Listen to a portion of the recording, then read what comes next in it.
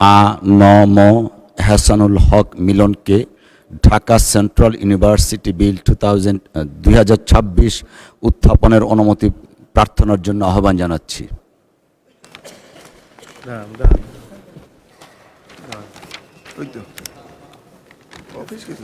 কাগজটা আপনারা ডাকতেছে তো দাঁড়ান। মাননীয় স্পিকার, আপনাকে অসংখ্য ধন্যবাদ। আমি ডক্টর আ.ন.ম এহসানুল হক মিলন, শিক্ষামন্ত্রী, ঢাকা সেন্ট্রাল ইউনিভার্সিটি স্থাপনকল্পে আনিত একটি বিল, ঢাকা সেন্ট্রাল ইউনিভার্সিটি বিল 2026 উপস্থাপনের জন্য অনুমতি প্রার্থনা করছি। আপনাকে ধন্যবাদ।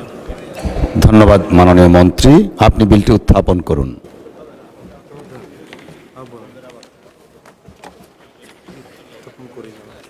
মাননীয় স্পিকার, আমি ঢাকা সেন্ট্রাল ইউনিভার্সিটি বিল 2026 উত্থাপন করলাম। ধন্যবাদ মাননীয় মন্ত্রী। ঢাকা সেন্ট্রাল ইউনিভার্সিটি বিল 2026 মহান সংসদে উত্থাপিত হলো।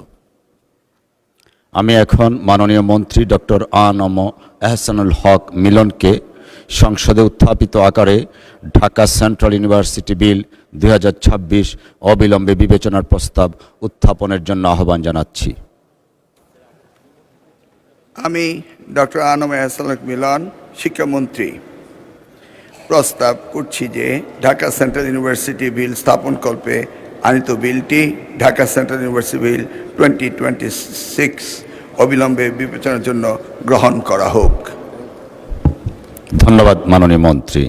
সংসদের সামনে প্রশ্ন হচ্ছে, সংসদে উত্থাপিত আকারে ঢাকা সেন্ট্রাল ইউনিভার্সিটি বিল 2026 অবিলম্বে বিবেচনার জন্য গ্রহণ করা হোক।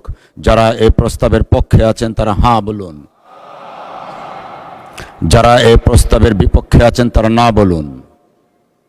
আমার মনে হয় সর্বসম্মতিক্রমে হাঁ জয়যুক্ত হয়েছে, হাঁ জয়যুক্ত হয়েছে, হাঁ জয়যুক্ত হয়েছে। অতএব সংসদে উত্থাপিত আকারে ঢাকা সেন্ট্রাল ইউনিভার্সিটি বিল 2026 অবিলম্বে বিবেচনার জন্য গৃহীত হলো। ইউএফটি ফার্স্টের সাথে ট্রেড করুন যে কোনো জায়গা থেকে। ক্যাম্পাসে ক্লাসের ফাঁকে, ঢাকার জ্যামে বসে কিংবা ঘরে বসে ট্রেডিং এখন হাতের মুঠোয়। তাই ট্রেড করুন যখন খুশি, যেখানে খুশি।